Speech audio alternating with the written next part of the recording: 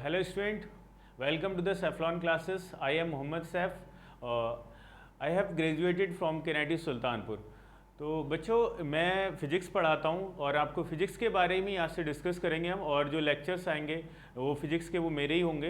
तो यहाँ पर जो है बेटा आज हम सबसे पहले फ़िज़िक्स के जो लेक्चर्स आपको डिलीवर करने से पहले सबसे पहले हम डिस्कस कर लेते हैं कि फ़िज़िक्स में सिलेबस क्या क्या है, क्या क्या आपको पढ़ना है। क्योंकि क्या है कि अगर देखो हमें जैसे नीट क्रैक करना है या जेई क्रैक करना है तो हर एक का एक कोई पैटर्न होता है, उस पैटर्न को फॉलो करना पड़ता है।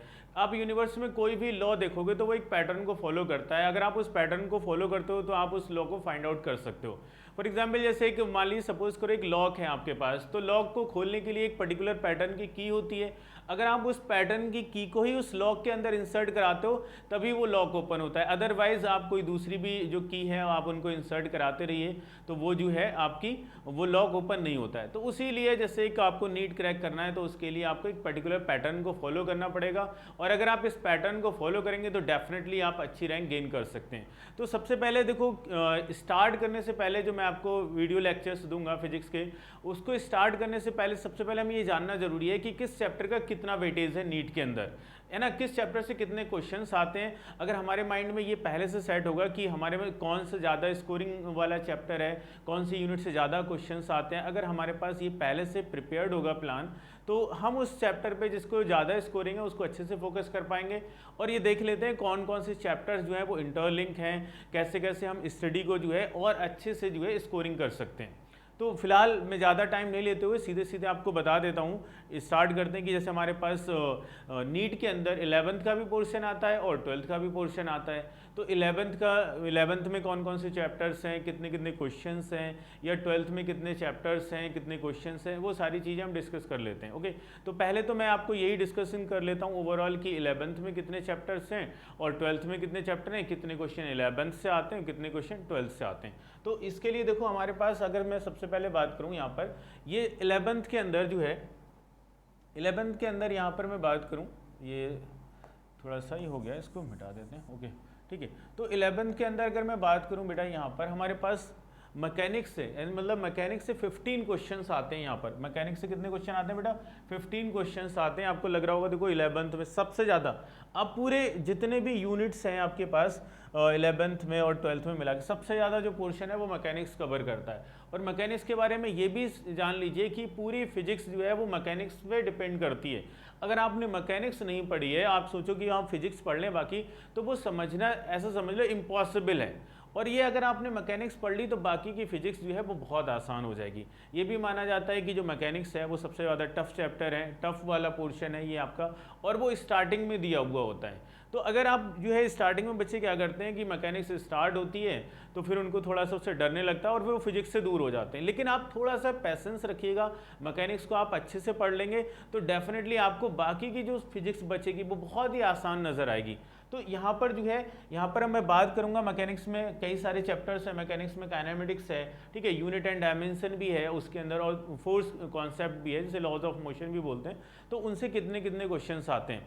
तो बेसिकली जैसे आप देखो 15, 5, 20 हो जाते हैं, प्लस 3 ये अट के 23 हो गए। तो ये जो 23 क्वेश्चंस हैं यहाँ पर, ये आपके पास ये 11th की फिजिक्स से आते हैं 23 क्वेश्चन, और बाकी के जो आपके पास 22 क्वेश्चंस बचे ये आपके पास ये आते हैं आपके 12th की बुक से। तो टोटल जो क्वेश्चन होते हैं फिजिक्स के पोर्शन में नीट के एग्जाम में वो 45 क्वेश्चंस होते हैं। ठीक है, अब हम देख लेते हैं हर एक चैप्टर से कितना कितना पोर्शन आ रहा है, कौन कौन से क्वेश्चंस आते हैं। तो जैसे मैं बात करूं, हमारे पास एनसीईआरटी में 11th में 2 बुक होती हैं 11th में एनसीईआरटी की। जो पहली बुक है जिसमें 8 चैप्टर हैं और जो दूसरी बुक है उसमें 7 चैप्टर्स होते हैं। तो यहाँ पर जो सबसे पहला चैप्टर है आपके पास, यहाँ पर physical world and unit and measurement, ये 2 चैप्टर हैं। फिजिकल वर्ल्ड आपका एनसीईआरटी में अलग चैप्टर है, और फिजिकल वर्ल्ड से कोई क्वेश्चन अभी तक तो आया नहीं नीट में और ना ही आता है। तो जो क्वेश्चंस आते हैं वो आते हैं आपके यूनिट एंड मेजरमेंट और डायमेंशन से। ठीक है, इसमें एरर भी इंक्लूडेड है। तो 2 क्वेश्चंस आते हैं। तो आपके पास ये 2 क्वेश्चन, ये वाला जो चैप्टर है बहुत ही आसान है। हम स्टार्ट करेंगे, जो आपको पहला वीडियो लेक्चर्स देंगे वो इसी का होगा, यूनिट एंड डायमेंशन का, और ये बहुत ही आसान है। ओके, तो ये ऐसे समझिएगा कि ये समझ लीजिए आपके 2 मार्क्स फ्री के, जो 2 क्वेश्चंस हैं ये फ्री के हैं। ये 2 क्वेश्चंस आते हैं आपके पहले चैप्टर से, पहले चैप्टर से तो कोई क्वेश्चन नहीं आता जो फिजिकल वर्ल्ड का दे रखा है आपके एनसीईआरटी के अंदर, लेकिन जो जहाँ से हम वीडियो लेक्चर अपने स्टार्ट करते हैं वो है unit and dimension and measurement, तो उससे 2 क्वेश्चंस आते हैं और बहुत ही आसान सा चैप्टर है। तो ये 2 क्वेश्चंस ऐसे समझ लीजिए आपके लिए फ्री के नंबर है, फ्री के क्वेश्चंस आपको मिलेंगे। फिर नेक्स्ट है आपके पास motion in straight line and उसके बाद मोशन इन प्लेन, एक एक क्वेश्चन आता है, लेकिन ये दोनों चैप्टर जो है समझ लीजिए एक ही चैप्टर है। इसको काइनेमेटिक्स बोलते हैं, काइनेमेटिक्स। तो ये काइनेमेटिक्स में आपके ऐसा भी हो सकता है कि केवल प्लेन मोशन से दोनों क्वेश्चन आ जाए, ठीक है, हो सकता है कि स्ट्रेट लाइन मोशन से ही दोनों क्वेश्चन आ जाए, क्योंकि ये आपके पास जैसे प्लेन मोशन पढ़ोगे आप बेटा, मोशन इन प्लेन पढ़ोगे, तो ये इसके अंदर इक्वेशंस ऑफ मोशन यूज होंगी जो कि स्ट्रेट लाइन में आती हैं, स्ट्रेट लाइन में। तो इस तरीके से आप ये समझ लीजिए कि ये दोनों इंटरकनेक्टेड चैप्टर हैं। अगर इससे भी क्वेश्चन आ रहे हैं दोनों, तो इसका मतलब वो है कि वो उसी वाले चैप्टर से आए दोनों क्वेश्चन। ओके, अगर इससे 2 क्वेश्चन आ रहे हैं तो ये इसी से ही आए ऐसे समझ लीजिएगा, क्योंकि इक्वेशन ऑफ मोशन इसमें भी इन्वॉल्व है। अब उसके बाद आप मैकेनिक्स में देख रहे हो, मैकेनिक्स वाले पार्ट में ये लॉज ऑफ मोशन से 5 क्वेश्चन आए। अब आप सोचो कि बाकी के हम छोड़ देते हैं, भाई हम मोशन इन स्ट्रेट लाइन ही पढ़ते, एक ही क्वेश्चन तो आता है, मोशन इन प्लेन नहीं पढ़े, एक ही क्वेश्चन तो आता है। तो आप ऐसा कर नहीं सकते, क्योंकि ये जो 5 क्वेश्चन आपको मिलेंगे, ये 5 क्वेश्चन जो है वो इसी पे बेस्ड होंगे यहाँ पर, कि जब तक आप मोशन इन प्लेन नहीं पढ़ोगे, मोशन इन स्ट्रेट लाइन नहीं पढ़ोगे, आप लॉज ऑफ मोशन को समझ ही नहीं सकते हो। ये यानी कि बेसिकली जो आपके पास लॉज ऑफ मोशन है वो इसी पे डिपेंड कर रहे हैं, ठीक है। तो ये जो आपको लॉज ऑफ मोशन के 5 क्वेश्चंस दिख रहे हैं, आप सोच रहे हो कि हम यही पढ़ लें, तो without motion in straight line पढ़े या मोशन इन प्लेन पढ़े आप इनको कर नहीं पाओगे। तो आप ऐसा मत समझिएगा कि ये 5 क्वेश्चंस हैं आप इन्हीं को कर लो, ओके। तो अच्छा, फिर उसके बाद अच्छा वेटेज की मैं बात कर लूँ, यहाँ पर हर एक चैप्टर से कितना वेटेज है। जैसे यहाँ पर पर क्वेश्चन जो वेटेज होता है वो 2.22% होता है। जो अगर किसी चैप्टर से 2 क्वेश्चन आ रहे हैं तो 4.44% उसका वेटेज हो जाएगा। अगर किसी से देखो 1 आ रहा है तो 2.2% है, 5 आ रहे हैं तो इसको मल्टीप्लाई कर दीजिएगा आप 2.22 से, तो ये 11.11 हो जाएगा। अच्छा, फिर उसके बाद है system of particle and rotational motion, okay. अच्छा, work energy power, work energy power में से एक क्वेश्चन आता है।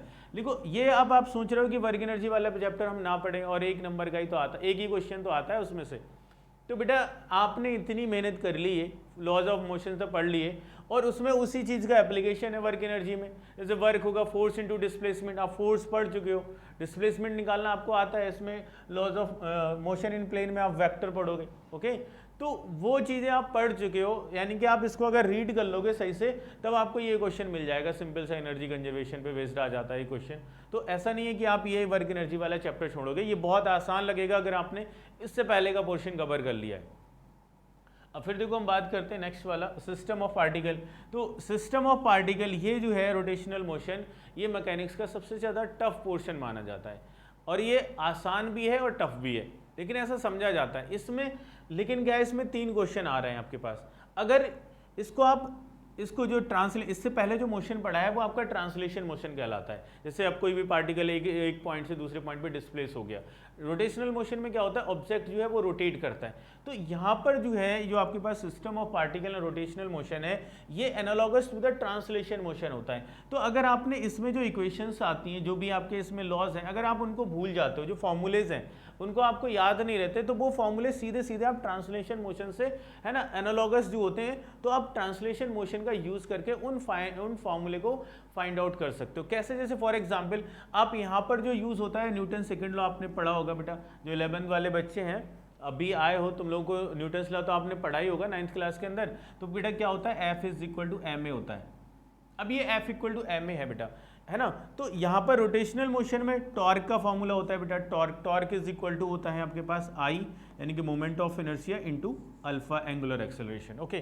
तो इनमें देखो एनालॉजी क्या है इन दोनों में, जैसे जो काम ट्रांसलेशन मोशन में फोर्स का होता है वही काम आपका रोटेशनल मोशन में टॉर्क करता है। जो काम ट्रांसलेशन मोशन में मास करता है वही काम रोटेशनल मोशन में मोमेंट ऑफ इनर्शिया करता है। जो काम, जैसे यहाँ पर क्या होगा, लीनियर एक्सेलरेशन होगा लीनियर ट्रांसलेशन मोशन में, यहाँ पर क्या होगा, एंगुलर एक्सेलरेशन।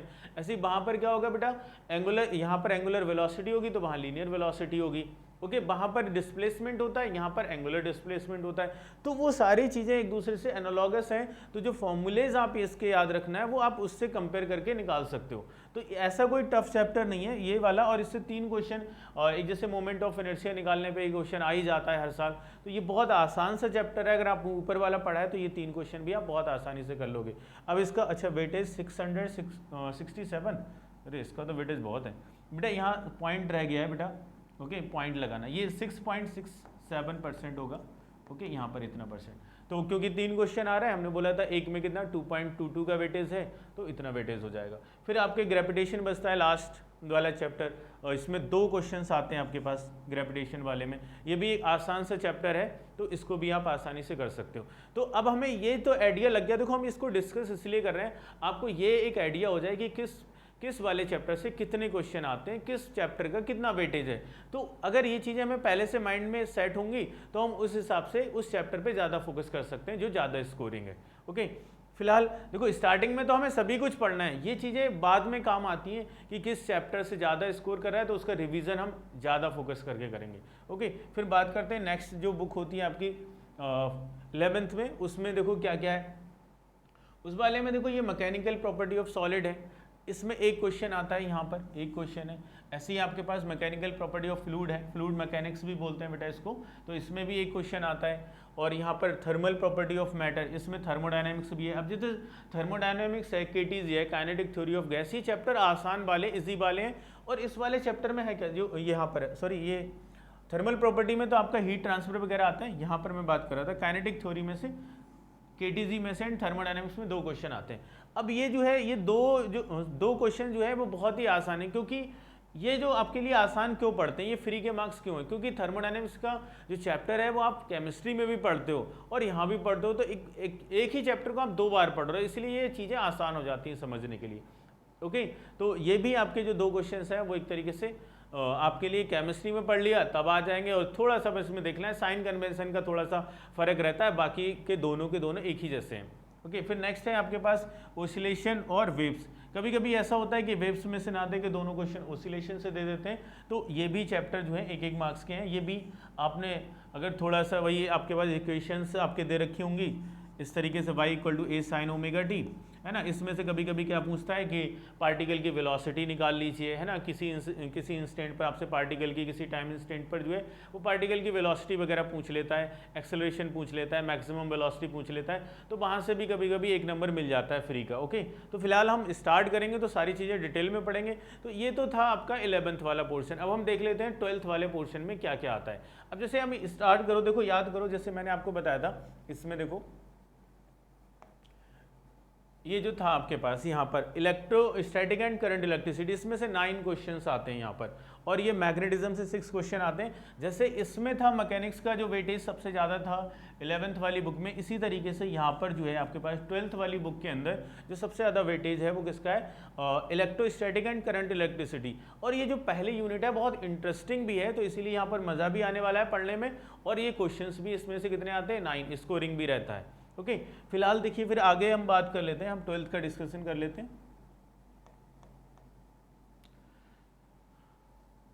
12th की वाली जो बुक है हमारे पास, उसमें जो पहला चैप्टर है आपके पास इलेक्ट्रिक चार्ज एंड फील्ड, ठीक है, इलेक्ट्रिक चार्ज एंड फील्ड, इससे 2 क्वेश्चन आते हैं।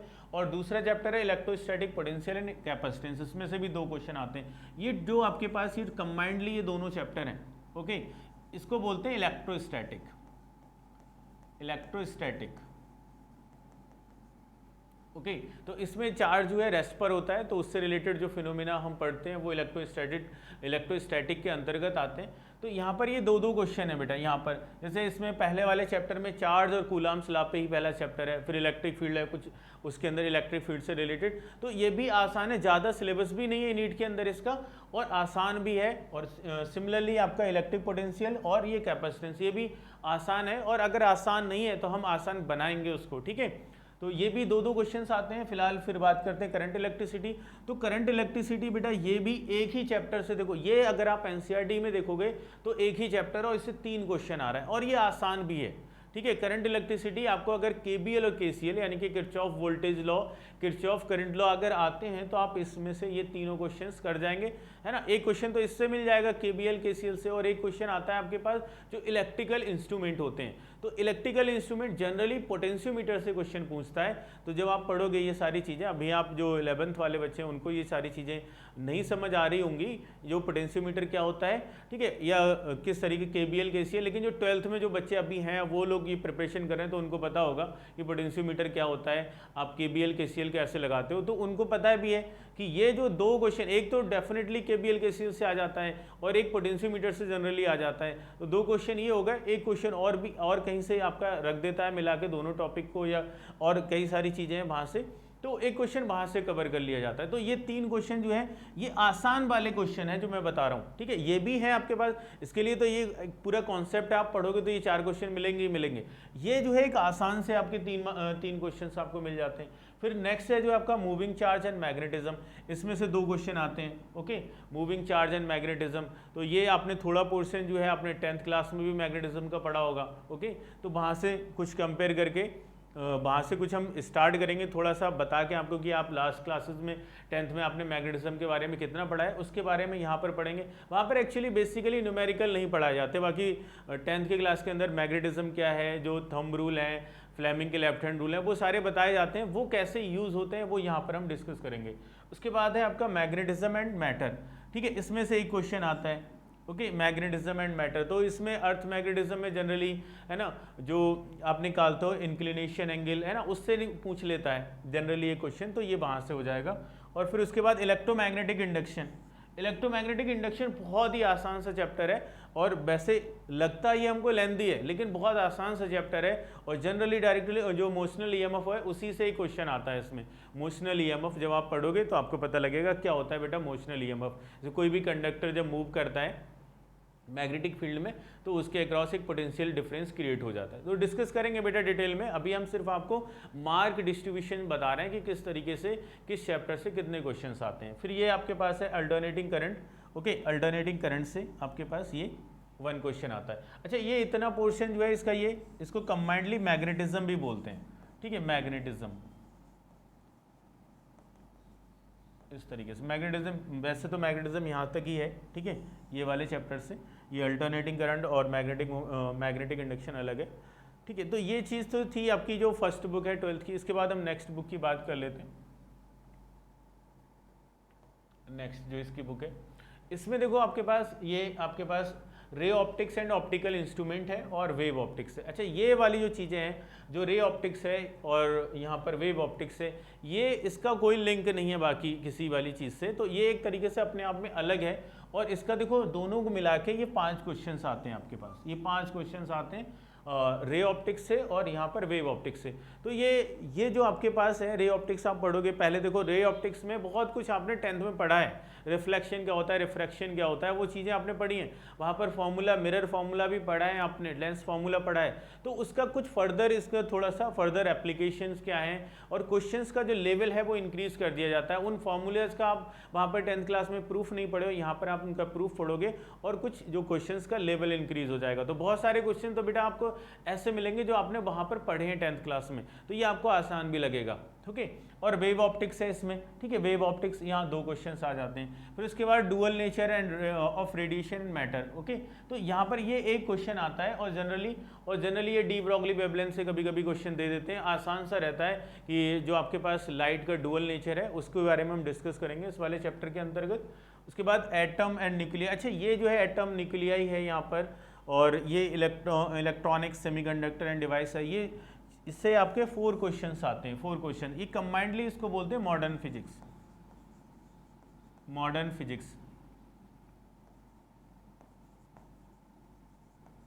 ओके। तो ये मॉडर्न फिजिक्स से आपके पास देखो जैसे इलेक्ट्रॉनिक्स एंड सेमीकंडक्टर डिवाइसेस है बेटा, तो ये याद रखना, ये इसमें से जो क्वेश्चंस आते हैं, ये 2 क्वेश्चंस जो आते हैं आपके इलेक्ट्रॉनिक्स एंड सेमीकंडक्टर डिवाइस, ये बिल्कुल एनसीईआरटी से ही उठा के दिए जाते हैं क्वेश्चन, क्योंकि इसमें लगभग 3-4 पेज का है ये चैप्टर। अगर आप एनसीईआरटी उठा के देखोगे तो इसमें से कोई ज़्यादा वेरिएशन नहीं होता क्वेश्चन का। जैसे मैकेनिक्स में कितना अगर आपने F=ma पढ़े तो क्वेश्चन का कोई लेवल नहीं है, कुछ भी बना सकता है वो, लेकिन यहाँ पर ज़्यादा वेरिएशन है ही नहीं, सीधे आपको डायरेक्टली जो एनसीईआरटी में दे रखे हैं बस वही क्वेश्चन पूछेगा।